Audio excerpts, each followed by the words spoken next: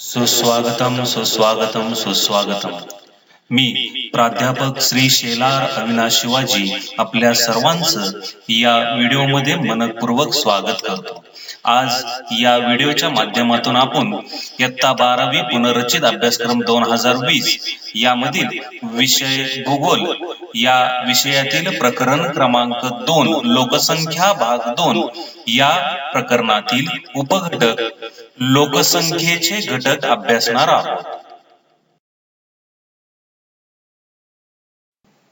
श्री पळसनाथ शिक्षण प्रसारक मंडळ पळसदेव संचलित श्री पळसनाथ माध्यमिक व उच्च माध्यमिक विद्यालय पळसदेव तालुका इंदापूर जिल्हा पुणे या ठिकाणावरून मी आपल्या सर्वांसाठी हा व्हिडिओ सादर करत आहे. प्रकरण क्रमांक 2 लोकसंख्या भाग 2. या लोकसंख्येच्या घटकांचा विचार करता यामध्ये त्यांचे प्रमुख 5 प्रकार पडतात. पहिला आहे वयोरचना, दुसरा आहे लिंग रचना, तिसरा क्रमांक साक्षरता आणि शिक्षण, 4 क्रमांक व्यावसायिक रचना आणि 5वा क्रमांक लोकसंख्येची ग्रामीण आणि शहरी रचना. यापैकी आज आपण या व्हिडिओमध्ये वयोरचना आणि लिंग रचना यांचा अभ्यास करूया. प्रकरण क्रमांक 2 लोकसंख्या भाग 2. या प्रकरणामधील आपण लोकसंख्येचे महत्वाचा घटक वयोगट याचा अभ्यास करूया. आपल्याला समोर एक मनोरारूपी आकृती पाहायला मिळते. या आकृतीचं निरीक्षण आपल्याला करायचं आहे आणि या निरीक्षण करण्यासाठी आपल्याला काही महत्वाचे घटक माहीत असणं गरजेचं आहे. म्हणजेच ज्यांच्या आधारे आपल्याला हा मनोरा समजण्यासाठी आकलन करण्यासाठी अतिशय सहज आणि सोप्या पद्धतीने समजेल. हे महत्वाचे घटक सर्वप्रथम आपण माहीत करून घेऊया. पहिला घटक आहे तो म्हणजे हा मनोरा आपल्याला लोकसंख्येतील वयोगट दाखवितो. म्हणजेच आपल्याला त्या प्रदेशातील वयोगटांची माहिती मिळते. त्याच पद्धतीने स्त्री आणि पुरुष यांची देखील माहिती मिळते. म्हणजेच आपल्याला त्या प्रदेशातील लिंग गुणोत्तराची देखील माहिती या मनोऱ्यामधून आपल्याला मिळते. दुसरा महत्वाचा घटक म्हणजे वयोगट. मानवाला जन्मापासून ते मृत्यूपर्यंत वेगवेगळ्या वयोगटातून प्रवेश करावा लागत असतो. या वयोगटांचा जर विचार केला तर त्यामध्ये अर्भक, बालक, कुमार, युवक, प्रौढ आणि वृद्ध असे त्यांची विभागणी झालेली आहे आणि मानव या सर्व वयोगटातून प्रवास करत असतो. हा एक महत्वाचा घटक या मनोऱ्यामध्ये आपल्याला असलेला दिसून येतोय.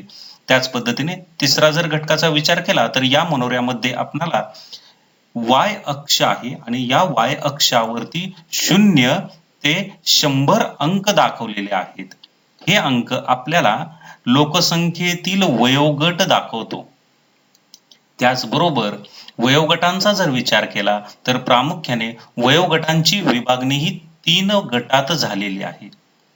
या 3 गटामध्ये पहिला जो गट आहे तो म्हणजे 0 ते 15 हा बालगट म्हणून ओळखला जातो. मनोऱ्यामध्ये वाय अक्षावरती 0 ते 100 अंकापैकी 0 ते 15 अंक जे दाखवलेले आहेत तो बालगट म्हणून दाखवतो आपल्याला.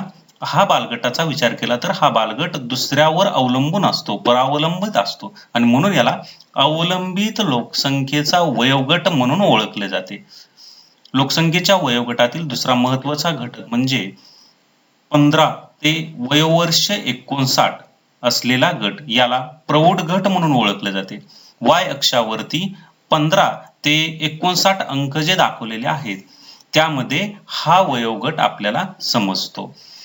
या वयोगटाचा जर विचार केला तर हा वयोगट त्या देशातील विकास प्रक्रियेमध्ये प्रत्यक्ष सहभागी असतो आणि म्हणूनच हा वयोगट त्या देशासाठी अतिशय महत्वाचा वयोगट आहे आणि म्हणून या वयोगटाला कार्यरत लोकसंख्येचा वयोगट म्हणून ओळखले जाते. वयोगटातील तिसरा महत्वाचा घटक म्हणजे 60 पेक्षा जास्त वयोवर्ष असलेल्या लोकांचा गट. याला वृद्ध गट म्हणून ओळखलं जातं. हा वृद्ध गट देखील दुसऱ्यांवर अवलंबून असतो, म्हणजे परावलंबित असतो, म्हणून या वयोगटाला परावलंबित लोकसंख्येचा वयोगट म्हणून ओळखले जाते. त्याचबरोबर या मनोऱ्यामध्ये पाहिल्यानंतर आपल्याला वाय अक्षावरती 0 ते 4 पर्यंत अंक दिसतात. या अंकाचा विचार केला तर हे अंक आपल्याला स्त्री आणि पुरुष यांची वयानुसार टक्केवारी दाखवते. त्याचबरोबर या मनोऱ्यामध्ये उजव्या बाजूला पुरुष तर डाव्या बाजूला स्त्रिया दाखवलेल्या आहेत. त्याचबरोबर उजव्या आणि डाव्या बाजूला जे आडवे स्तंभालेख आहेत ते स्तंभालेख आपल्याला स्त्री आणि पुरुष यांची आकडेवारी टक्केवारीच्या स्वरूपात सांगतो. त्याचबरोबर सहावा महत्वाचा घटक म्हणजे या मनोऱ्याचा तळ ते शीर्ष भाग. तळाच्या भागाला बालगट असं म्हटलं जातं आणि तळाकडून शीर्ष भागाकडे जर आपण विचार करत गेलो तर तो आपल्याला वृद्ध गट म्हणून दाखवितो. या महत्वाच्या घटकांच्या आधारे आपल्याला वयोरचना आणि मनोऱ्याचा अभ्यास करायचा आहे. वयोगटांचा अभ्यास किंवा वयोरचनेचा अभ्यास करत असताना आपल्याला समोर 3 लोकसंख्येचे मनोरे पाहायला मिळतात. या तीनही मनोऱ्यांचे निरीक्षण जर केलं तर आपल्याला असं दिसून येते की या तीनही मनोऱ्यांची आकृती, त्यांना प्राप्त झालेला आकार हा वेगवेगळा आहे आणि यांना प्राप्त झालेल्या आकारावरूनच त्यांची ओळख होते, त्यांना ओळखलं जातं. तीनही आकृत्यापैकी जे पहिले मनोरा आहे लोकसंख्येचा, त्याचा तळभाग विस्तारलेला आहे आणि म्हणून या मनोऱ्याला विस्तारलेला मनोरा म्हणून ओळखलं जातं. आपल्या माहितीसाठी आपण त्याला हे नाव देऊया. दुसऱ्या मनोऱ्याकडे येऊया. दुसऱ्या मनोऱ्याचा विचार केला तर दुसऱ्या मनोऱ्याचा तळ हा कमी झालेला आहे, संकोचित आहे आणि म्हणूनच याला संकोचणारा मनोरा म्हणून ओळखलं जातं. त्याला आपण असं नाव देऊया. तिसऱ्या मनोऱ्याच्या आकाराचा जर विचार केला तर तो सर्वसाधारणपणे समान स्वरूपात असलेला दिसून येतो आणि म्हणूनच याला स्थिरावलेला म्हणून ओळखले जाते. या मनोऱ्यांना प्राप्त झालेल्या आकारावरून त्यांची ओळख होते आणि या मनोऱ्यावरून आपल्याला त्या प्रदेशातील लोकसंख्येची, वयोरचनेची, लिंगरचनेची माहिती मिळते. आपण या प्रत्येक मनोऱ्याचा एक एक करून व्यवस्थित आणि सखोल अभ्यास करूया. लोकसंख्या मनोऱ्यामध्ये जे 3 मनोरे आहेत त्यापैकी पहिला मनोरा आपण पाहूया. याला विस्तारलेला म्हणून ओळखले जाते. या मनोऱ्याचा बारकाईने निरीक्षण केल्यानंतर आपल्याला हा मनोरा तळ जर भाग पाहिला तर तो विस्तारलेला आपल्याला दिसून येतो. तळ भागाकडून शीर्ष भागाकडे जर पाहत गेलं तर तो निमुळता होत गेलेला आपल्याला दिसतो. त्याचबरोबर याचा अर्थ असा जाणवतो की या मनोऱ्याचा तळभाग हा बालगट दर्शवतो, तो जास्त आहे आणि जसं वर जाईल तसं प्रमाण कमी होत गेलेलं आहे, म्हणजे मृत्यूदरही वाढलेला आहे. यावरून आपल्याला असा निष्कर्ष काढता येईल की जन्मदर जास्त आणि मृत्यूदर हे दोन्ही जास्त आहेत. यामध्ये या मनोऱ्याचे एक वैशिष्ट्य सांगायचं झालं तर या मनोऱ्यामध्ये बालकांचे प्रमाण जास्त आहे आणि वृद्ध म्हणजे 60 पेक्षा जास्त वयोगट असलेल्या लोकांचं प्रमाण हे कमी आहे. म्हणजे वृद्धांची संख्या सर्वात कमी असलेला मनोरा म्हणून याच्याकडे पाहिले जातं. हा मनोरा वृद्धांची संख्या कमी असलेल्या देशांचं प्रतिनिधित्व करतो. तर आपण वयोरचनेतील दुसऱ्या मनोऱ्याकडे वळूया. दुसऱ्या मनोऱ्याला संकोचणारा म्हणून ओळखलं जातं. याला प्राप्त झालेल्या आकारावरून देखील त्याची ओळख होते. या मनोऱ्याचा तळाचा आपण विचार केला तर हा तळ संकोचित होत जातो, तर शीर्षाकडे तो विस्तारित गेलेला आपल्याला दिसून येतो.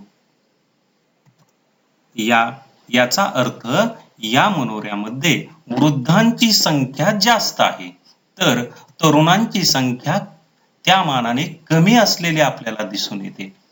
मग आपल्याला यावरून असा निष्कर्ष सांगता येईल की या मनोऱ्यामध्ये जन्मदर कमी आहे आणि मृत्यूदर ही अगदी कमी असलेला आपल्याला दिसून येतो. म्हणजेच काय तर त्याचे एक वैशिष्ट्य सांगायचं झालं तर हा मनोरा युवा पिढीचे प्रतिनिधित्व करतो. त्याचप्रमाणे हा मनोरा विपुल लोकसंख्येचं देखील प्रतिनिधित्व करतो आणि हा मनोरा विकसनशील देशांचं देखील प्रतिनिधित्व करत असलेला मनोरा म्हणून ओळखला जातो. यानंतर आपण तिसऱ्या मनोऱ्याकडे पाहिल्यानंतर तो आपल्याला स्थिरावलेला दिसून येतो. या मनोऱ्याचा जर विचार केला तर आपल्याला वयोगटातील प्रत्येक गटाची टक्केवारी ही जवळजवळ समान असल्यासारखी दिसते. याचा अर्थ जन्मदर आणि मृत्यूदर हे दोनही या मनोऱ्यामध्ये कमी असलेले आपल्याला दिसून येतात. यावरून आपल्याला असा निष्कर्ष सांगता येईल की या मनोऱ्यावरून असं समजतंय की लोकसंख्या वाढ ही अतिशय कमी किंवा नगण्य होत आहे.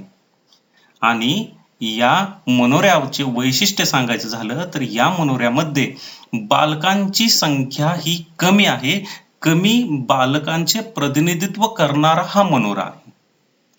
वृद्धांचा जर विचार केला तर वृद्ध संख्या या मनोऱ्यामध्ये जास्त आहे आणि त्यामुळं त्या वृद्धांवरती होणारा खर्च देखील जास्त आहे आणि म्हणून हा मनोरा वैद्यकीय खर्च जास्त असणाऱ्याचं प्रतिनिधित्व करतो. त्याचबरोबर हा मनोरा विकसित देशाचं प्रतिनिधित्व करत असलेला मनोरा आहे. हा मनोरा आपल्याला विकसित देशांना लागू होत असलेला दिसून येतो. आता आपण अभ्यास केला आणि या लोकसंख्या मनोऱ्याचे लोकसंख्या अभ्यासामध्ये एक विशिष्ट प्रकारचे महत्त्व प्राप्त झालेले आहे. या महत्त्वाच्या गोष्टींचा आपण आता अभ्यास करूया. यामध्ये लोकसंख्या मनोऱ्याच्या अभ्यासासाठी जे महत्त्वाचे जे घटक आहेत त्यातला पहिला आहे लोकसंख्येचे वयानुसार आणि लिंगानुसार वितरण दाखवतो. लोकसंख्या मनोऱ्याच्या आधारे आपणास त्या प्रदेशातील लोकसंख्येचे वयानुसार म्हणजे 0 ते 15, 15 ते 59 आणि 60 पेक्षा जास्त यांचे प्रमाण समजते. त्याचप्रमाणे या मनोऱ्यापासून आपल्याला दर हजारी पुरुषांमागे असणाऱ्या स्त्रियांची संख्या देखील समजते. म्हणजेच लिंग गुणोत्तराचा आपल्याला अंदाज येतो. दुसरा महत्वाचा घटक आहे तो म्हणजे प्रदेशातील वयोगटानुसार प्रमाण समजते. या लोकसंख्या मनोऱ्याच्या आधारे आपणाला त्या प्रदेशातील 0 ते 15 बालगट, 15 ते 59 कार्यरत लोकसंख्येचा गट तर 60 पेक्षा जास्त वृद्ध गट यांचे प्रमाण त्या प्रदेशामध्ये किती आहे यांची माहिती मिळते. तिसरा महत्वाचा घटक म्हणजे लोकसंख्या मनोऱ्यावरून स्त्री आणि पुरुष वयोगटानुसार प्रमाण समजते. हा मनोरा लिंग गुणोत्तर ठरवण्यासाठी महत्वपूर्ण आहे कारण या मनोऱ्याच्या माध्यमातून आपल्याला त्या प्रदेशातील वयानुसार स्त्री आणि पुरुष यांची माहिती समजते आणि या माहितीवरून आपल्याला त्या प्रदेशातील लिंग गुणोत्तर ठरविता येते. चौथा घटक आहे कार्यरत लोकसंख्या आणि अवलंबित लोकसंख्येचे प्रमाण या मनोऱ्यामधून आपल्याला समजते. सर्वसाधारणपणे 0 ते 15 आणि 60 पेक्षा जास्त हा जो वयोगट आहे तो अवलंबित लोकसंख्येचा गट आहे आणि या मनोऱ्यामधून आपणाला त्या प्रदेशामध्ये यांचे प्रमाण म्हणजे अवलंबित लोकसंख्येचे प्रमाण किती आहे याचा अंदाज येतो, ते आपल्याला समजते. त्याचप्रमाणे कार्यरत लोकसंख्या म्हणजेच 15 ते 59 वयोवर्ष गटातली लोकसंख्या याची देखील माहिती समजते. म्हणजे कार्यरत लोकसंख्या किती आहे हे देखील या मनोऱ्यामधून समजते. म्हणून लोकसंख्या अभ्यासामध्ये मनोऱ्याला एक विशिष्ट प्रकारचे महत्त्व प्राप्त झालेले आहे. पाचवा क्रमांक आहे देशातील लोकांची स्थिती समजते. लोकसंख्या मनोऱ्यावरून आपल्याला अवलंबित लोकसंख्या आणि कार्यरत लोकसंख्या यांची माहिती मिळते. या माहितीवरून आपल्याला असा निष्कर्ष काढता येईल की ज्या प्रदेशामध्ये अवलंबित लोकसंख्या जास्त आहे अशा देशातील लोकांची स्थिती चांगली नसते, तर ज्या प्रदेशामध्ये कार्यरत लोकसंख्येचे प्रमाण जास्त असते अशा देशामध्ये किंवा प्रदेशामधील लोकांची स्थितीही चांगली असते. 6वा घटक आहे लोकसंख्या मनोऱ्यावरून आपणास त्या प्रदेशातील ध्येयधोरण ठरवण्यास मदत होते. वयोगटाचा प्रकार हा त्या प्रदेशातील भविष्यावर प्रत्यक्ष परिणाम करतो. म्हणजेच बालगट आणि वृद्ध गटाचे प्रमाण जर जास्त असेल तर त्या प्रदेशाची आर्थिक स्थिती भार वाढवणारी असते. आणि कार्यरत लोकसंख्येचे प्रमाण जर जास्त असेल म्हणजेच कार्यरत लोकसंख्येचे प्राबल्य हे त्या मनुष्यबळाचे विपुलता दाखवितो. आणि 7वा घटक आहे देशातील वैद्यकीय आणि आरोग्य सुविधा यांचे नियोजन करण्यास मदत करतो. या मनोऱ्यावरून आपल्याला असे लक्षात येते की जर एखाद्या प्रदेशामध्ये वृद्धांचे प्रमाण जास्त असेल तर त्या वृद्धांच्या वर होणारा आरोग्य आणि वैद्यकीय खर्च जास्त असतो आणि हा खर्च करण्यासाठी त्यांचे नियोजन करण्यासाठी हा मनोरा आपल्याला मदत करतो. अशा प्रकारे लोकसंख्या मनोऱ्याचे लोकसंख्या अभ्यासामध्ये विशिष्ट प्रकारचे महत्त्व प्राप्त झालेले आहे. वयोरचना हा घटक अभ्यासल्यानंतर लोकसंख्येचा दुसरा घटक लिंगरचनेकडे आपण येऊया. लिंगरचना आणि लिंग गुणोत्तर हे ठरवित असताना महत्त्वाचे 3 मुद्दे आपल्याला लक्षात घेणे गरजेचे आहे. पहिला आहे लिंग रचना किंवा लिंग गुणोत्तरामध्ये स्त्री आणि पुरुषांचे प्रमाण हे लोकसंख्येचे प्रमुख वैशिष्ट्य आहे. लोकसंख्येचे मनोरे वयोगटानुसार स्त्री आणि पुरुषांचे प्रमाण दाखवितो. स्त्री आणि पुरुषांच्या लोकसंख्येतील प्रमाणाला लिंग गुणोत्तर असे म्हटले जाते. भारतामध्ये सर्वसाधारणपणे लिंग गुणोत्तर काढण्याचे सूत्र आहे लिंग गुणोत्तर बरोबर स्त्रियांची एकूण संख्या छेद पुरुषांची एकूण संख्या गुणिले 1000 म्हणजे 1000 स्त्रिया पुरुषांमागे असणाऱ्या स्त्रियांची संख्या म्हणजे लिंग गुणोत्तर होय. यावरून आपल्याला अशी व्याख्या सांगता येईल की दर 1000 पुरुषांमागे असणाऱ्या स्त्रियांची संख्या म्हणजे लिंग गुणोत्तर होय. देशातील स्त्रियांची स्थिती पुरुषांच्या तुलनेने लिंग गुणोत्तराच्या साहाय्याने आपल्याला सहज सांगता येते. लिंग गुणोत्तराचा विचार करता त्याचे प्रामुख्याने 3 गटामध्ये विभागणे झालेले आहे. यातील पहिला घटक म्हणजे सर्वसाधारण प्रमाण. जागतिक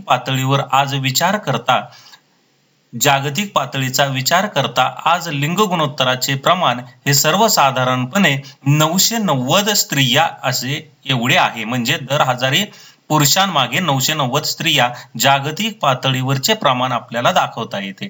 त्याचप्रमाणे दुसरा घटक जर विचार करता तर तो म्हणजे सर्वात जास्त लिंग गुणोत्तर. हा लिंग गुणोत्तराचं दुसरं वैशिष्ट्य आहे. जागतिक पातळीचा विचार करता आज जगामध्ये असे अनेक देश आहेत की त्या देशामध्ये लिंग गुणोत्तर जास्त आहे. म्हणजे काय तर पुरुषांच्या मानाने स्त्रियांची संख्या जास्त आहे. याला म्हणायचं सर्वात जास्त लिंग गुणोत्तर. आज लाटविया, इस्टोनिया व युक्रेन हे युरोप खंडातील देश तर आशिया खंडातील रशिया या देशामध्ये सर्वसाधारणपणे लिंग गुणोत्तर 1162 एवढे आहे. म्हणजेच लिंग गुणोत्तर जास्त आहे. तर तिसरा घटक जर पाहिला तर सर्वात कमी लिंग गुणोत्तर. याचा विचार करता आशिया खंडातील संयुक्त अरब अमिरात या देशामध्ये केवळ 667 स्त्रिया दर 1000 पुरुषांमागे आहेत. त्याच्या खालोखाल विचार करता चीन, भारत, भूतान, बांगलादेश, पाकिस्तान, अफगाणिस्तान अशा अनेक देशांमध्ये आशिया खंडातील देशांमध्ये लिंग गुणोत्तराचे प्रमाण कमी आहे. हे लिंग गुणोत्तराचे प्रमाण कमी असणारे देश आपण नकाशामध्ये पाहूया. जगाच्या नकाशाचा विचार करता लिंग गुणोत्तर सर्वात जास्त असणारे देश आपण पाहूया. त्यामध्ये युरोप खंडातील काही देश आहेत. पहिला जो देश आहे तो आहे इस्टोनिया, दुसरा देश आहे लाटविया, तिसरा देश आहे युक्रेन. हे तीनही देश युरोप खंडातील आहेत. तर आशिया खंडामध्ये रशिया या देशामध्ये दर 1000 पुरुषांमागे स्त्रियांचं प्रमाण जास्त म्हणजे लिंग गुणोत्तर जास्त असणारा देश आहे. त्याचबरोबर जागतिक नकाशामध्ये सर्वात कमी लिंग गुणोत्तर असणारे देश पाहूया. त्यामध्ये पहिला जो देश आहे तो आहे संयुक्त अरब अमिरात, नकाशामध्ये आपल्याला पाहायला मिळतोय. यानंतर चीन हा एक देश नकाशामध्ये आपल्याला पाहायला मिळतोय. भूतान भारताशेजारील, तसेच भारत हा देश, भारताशेजारील पाकिस्तान आणि अफगाणिस्तान या देशामध्ये लिंग गुणोत्तर कमी आहे. अशा प्रकारे आपण आज 2 घटकांचा अभ्यास केला. लोकसंख्येचे घटक वयोरचना आणि लिंग रचना यांचा अभ्यास केला. विद्यार्थी मित्रांनो, पहिल्या 2 व्हिडिओची पसंती आणि विद्यार्थ्यांची मागणीनुसार हा तिसरा व्हिडिओ मी आपल्या समोर घेऊन आलो. यानंतर उर्वरित व्हिडिओ क्रमशः आपल्या समोर सादर होतील. धन्यवाद विद्यार्थी मित्रांनो.